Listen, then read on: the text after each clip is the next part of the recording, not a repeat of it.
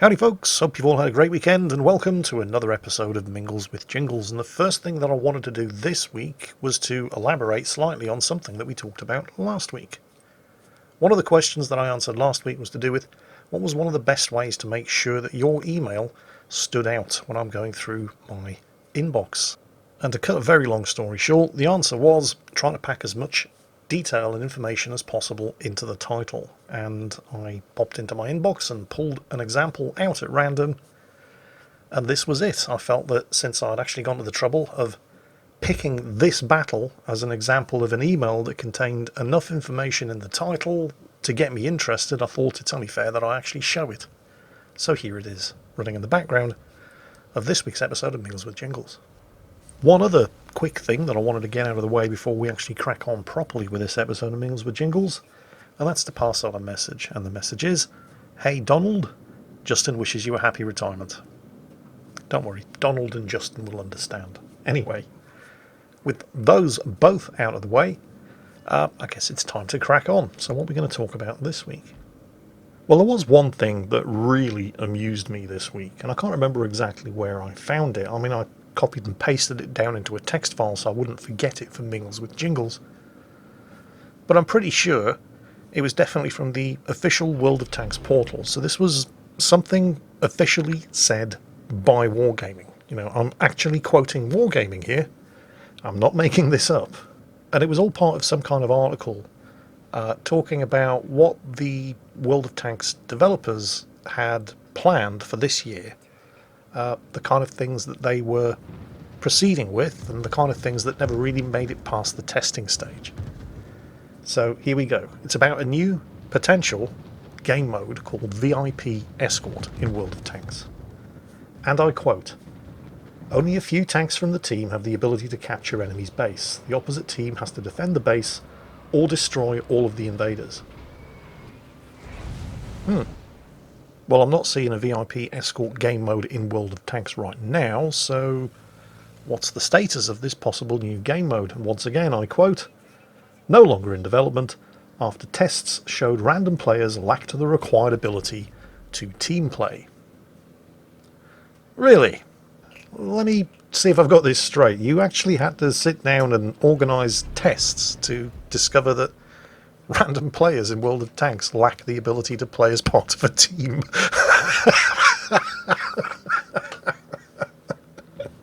How much did these tests cost you? Because if I were you, I would be asking for a refund. The fact that this even got as far as the testing stage is... I mean, that amazes me. But also raises a couple of questions. Because who tested it? That's what I want to know. Because the normal process, unless I'm seriously mistaken, is first it undergoes internal testing, developer only. Obviously, you know, they have the required ability to team play. And then it would probably go out to the super testers. And obviously the super testers also have the required ability to team play, because they'd probably be playing it on a closed server, and all they'd be playing would be the VIP Escort mode, so naturally they'd know what to do and they'd be doing it properly. In order to come to the conclusion that tests had revealed that random players lacked the required ability to team play, random players must at some point have been playing this game mode. When did this happen? Because I've done some research. Well, I spent 5 minutes on Google. But the only mention of this VIP Escort game mode that I can find is other people laughing at the idea that Wargaming would even entertain it. But let's just think about it for a moment. I mean, just how badly wrong could a VIP Escort mode go in random battles in World of Tanks? Obviously, they didn't go into great detail about how it would work because it was development only, but they did say that only a certain number of tanks on the attacking team would be able to capture the enemy base. These would be the VIPs, so it would be the job of the rest of the team to defend them. Just, really? Okay. I don't need to pay anybody to do focus tests to figure out exactly how this would work. Let's say, and I'm just pulling numbers out of my arse here because nobody really knows exactly how this possible game mode would have worked, but let's just say 3 players on a team of 15 are designated as the VIPs, and the other 12 become the escorts, who must protect the VIPs at all costs, because the VIPs are the only ones that can capture the enemy base. So here's what I can see happening in every other game of VIP escort that you find yourself playing in World of Tanks, if it had ever become a thing. The battle begins, 3 tanks are nominated as VIPs. The countdown timer expires, and immediately the 3 VIPs charge off, and all you see, well, you don't even see them, for the cloud of dust that they leave behind them as they rush forward to see who can be the first to suicide in the teeth of the enemy team. Perhaps they haven't even realised that they were designated as the VIPs, perhaps they just don't care. On the other hand, you may be lucky enough to get somebody who actually understands what being a VIP means and takes it seriously, and then gets team killed by the rest of the team for being a coward and camping at the back of the map and not taking part in the fighting. And even if everything worked perfectly according to plan, even if the VIPs understood that they had to stay alive, and even if the escorts understood that their lives didn't matter, that they were essentially sacrificial just to ensure that the VIPs made it to the cap, how much fun would it be playing one of the VIPs? You hit the random battle button, VIP escort mode pops up. You keep your fingers crossed, the team list appears, ah crap, I'm a VIP. For the next anything up to 15 minutes, you're avoiding the fighting. You're too valuable to die. You can't risk getting hit. So you're queued up for a game of World of Tanks because you wanted to fight and kill other tanks, and you get thrust into a game mode where your objective is to not take part in the fighting. Here's what amazes me the most about the whole thing. The fact that it even got as far as the testing stage indicates that at some point in the past, possibly on Serb's secret moon base, there must have been a meeting at Wargaming headquarters. And at that meeting, somebody sat down, put their hand up and said, I've got a great idea for a new game mode. Went into detail explaining it, and not one person present at that meeting said, do you even play this game? Get out of here. You're fired. No. Instead, everybody at that meeting took a vote. They approved it. They spent money developing and testing it before they came to the conclusion that random players lacked the required ability to team play. Here's the thing. I've actually met and spoken to some of the World of Tanks developers. And I'm not talking about the PR guys that work in the Paris office. I mean the actual game developers. And not one of them struck me as being an idiot. Quite the reverse, in fact. They all seem to be very smart, intelligent and articulate people. And from conversations with them, definitely do appear to have a firm grasp on the kind of problems that World of Tanks is currently experiencing. Do they never get invited to these meetings or something? I mean, I can't explain it. I genuinely have no idea whatsoever what the hell is going on. Maybe, I don't know, maybe Wargaming's World of Tanks office is run like the corporation in Dilbert, where the engineers all know what's going on, but all the decisions are made by the marketing department. Hey, I don't know. It's as good an explanation as any. You try to make sense of it. So, from something that very much amused me this week to something that very much saddened me. Lieutenant Colonel Richard Eugene Cole died aged 103 on the 9th of April this year in San Antonio, Texas. He was born on the 7th of September 1915 in Dayton, Ohio. And the reason I'm mentioning it, and it was brought to my attention by one of you guys, was that Richard Cole was the last surviving member of the Doolittle Raid. For those of you who have perhaps never heard of the Doolittle Raid, allow me to explain. Following Pearl Harbor, the USA, and to be completely fair, all of the European colonial powers with colonies in the Far East, suffered an unbroken string of catastrophic defeats at the hands of the Japanese for the best part of 6 months following Pearl Harbor. In the immediate aftermath of Pearl Harbor, the US Armed Forces were scrambling to recover, particularly the Navy. And Lieutenant Colonel James Doolittle, of the United States Army Air Force, came up with a plan to at least strike back against Japan, if for no other reason than to just show that America could and would. This was known as the Doolittle Raid, and the idea was to launch a bunch of B-25 Mitchell bombers off the deck of Yorktown-class carriers in the Pacific on a one-way mission to bomb Japan. Now, the reason it was a one-way trip for the pilots and crews involved was because while it was theoretically possible to take off from the flight deck of a Yorktown-class carrier like the USS Hornet in a B-25 Mitchell bomber, if you first stripped out all of the guns, all of the armour plating, everything possible to reduce the weight, other than the flight crew and the bombs, it wasn't possible to land a B-25 on the deck of a Yorktown-class carrier.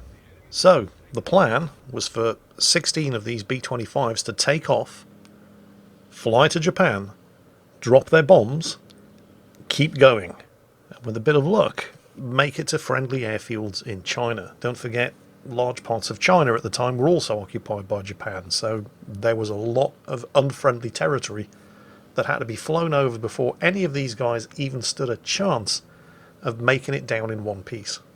Well, the raid was a success. It did very minor damage to Japan, but it showed conclusively that America wanted to fight and had massive psychological effects back in the US homeland.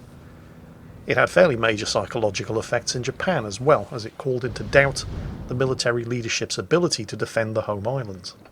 Richard Cole, who died last month, was in the first B-25 to take off. He was, in fact, Lieutenant Colonel Jimmy Doolittle's co-pilot. And he made it to China, but after flying for 13 hours and travelling 2,500 miles, they couldn't make it as far as their emergency airfield, and the aircraft ran out of fuel. They were forced to bail out in Japanese territory. They managed to evade capture, linked up with a bunch of Chinese resistance fighters who smuggled them through the Japanese lines to safety. Well, relative safety. There was still a war going on, they were still in the US Army Air Force, and there was no immediate way for any of them to return to the USA. So they eventually made it to Burma, where for the next year Dick Cole made himself useful, flying C-47 Dakota transport aircraft from Burma to resupply forces in China by flying over the Himalayas, an incredibly dangerous piece of flying known as flying over the hump. This apparently wasn't dangerous enough for Dick Cole, because later on, when the Indian 14th Army under the command of Field Marshal Bill Slim began to take the fight back to the Japanese and push them out of Burma, he volunteered for something that was known as Project 9. Project 9 was the birth of the Air Commandos, and in effect the precursor to today's 1st Special Operations Wing. The idea was that they would run resupply and air support missions for Ord Wingate's Chindits, a group of all-volunteer forces conducting commando raids deep behind the Japanese lines in the Burmese jungles.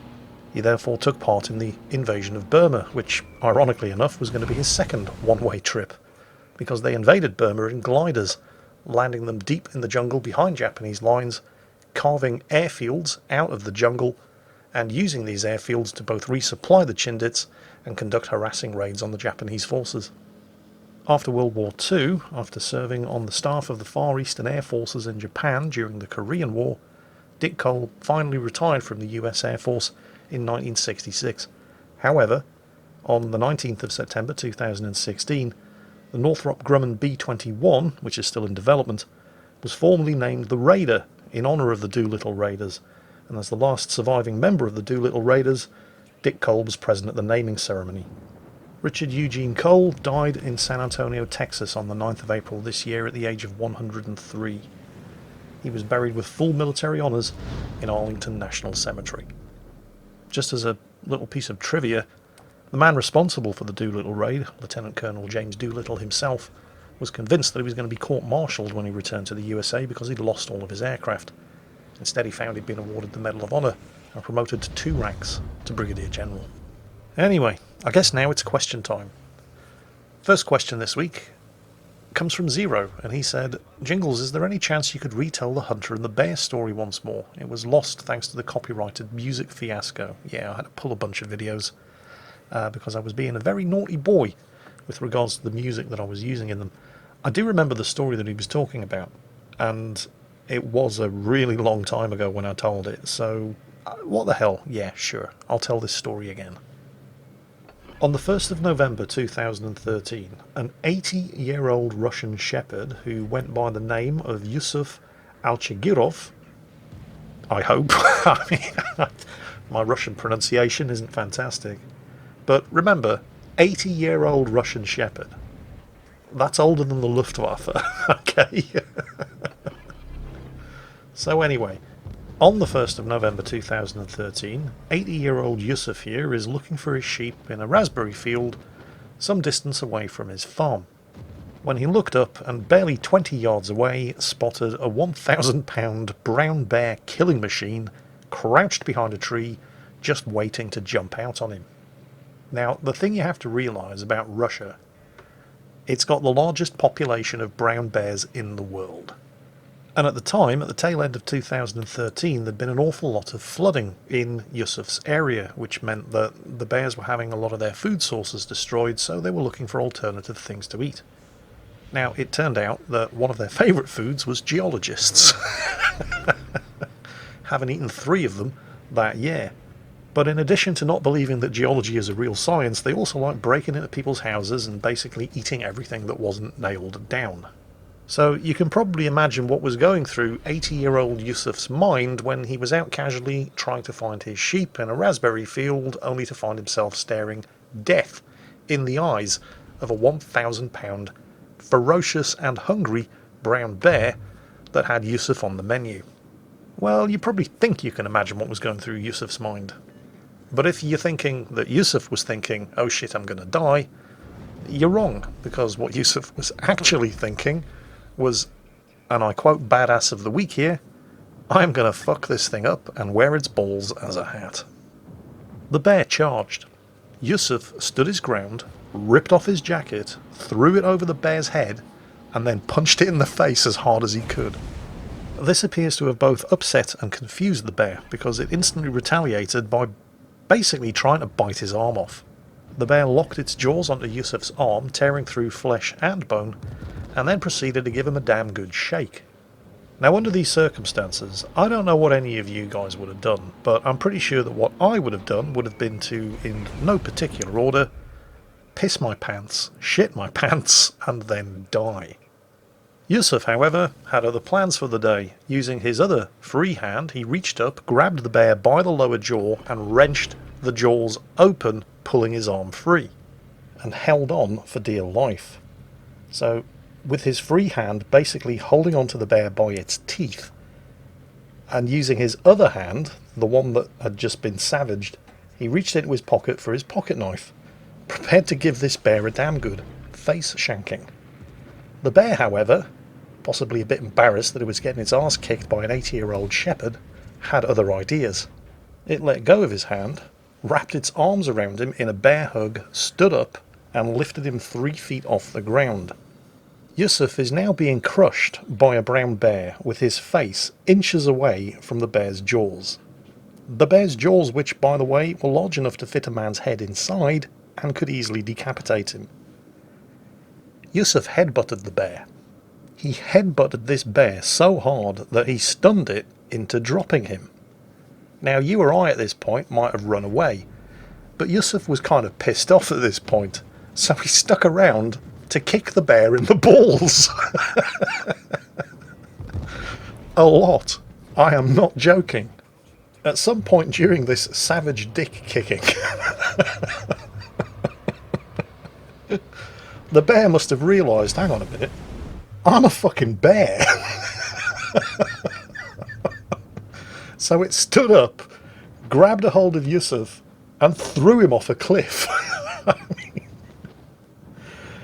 But even this wasn't enough to kill a Russian shepherd who was older than the Luftwaffe. He was unconscious for a couple of hours.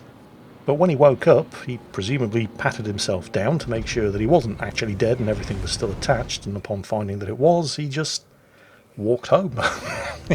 When he got home, he found a group of villagers had assembled a search party to go out and find out why exactly it was that he'd missed his dinner. They checked him over, found out that he'd broken 4 ribs, he'd had a couple of bites and bruises, but other than that, he was okay. I mean, that's not bad for somebody who just lost a fight with a brown bear, although it was only a technical knockout. I think it's safe to say that Yusuf could claim a moral victory. The bear ran away, he didn't. To celebrate not being eaten by a brown bear, his wife cooked him 3 pies, and he ate all of them, because that's just how he rolls. I wanted to close off this week's episode of Mingles with Jingles with, well, it's not so much a question, although it does start in a question. It's a conversation that happened in the Mingle with the Jingles channel on the Salt Mines Discord server when Prince Eugen asked the question, Jingles, can you tell us about the Falklands War? Did you serve in it? I realise that I look like I'm 62, but I'm actually only 49, which means that in 1982, when the Falklands War kicked off, I was 12 years old, and I was going to reply exactly that. In fact, I just did, but I didn't need to, because 2 comments later, Panzersberg said Jingles can't have served in the Falklands War because at the time of that war in 1982, Jingles was 12 years old, to which Liligoth89 replied, but even at 12, Jingles had the beard of 20 men. And that is why I love you guys. Anyway, that's it for this week's episode of Mingles with Jingles. I hope you've enjoyed it, and as always, take care, and I'll catch you next time.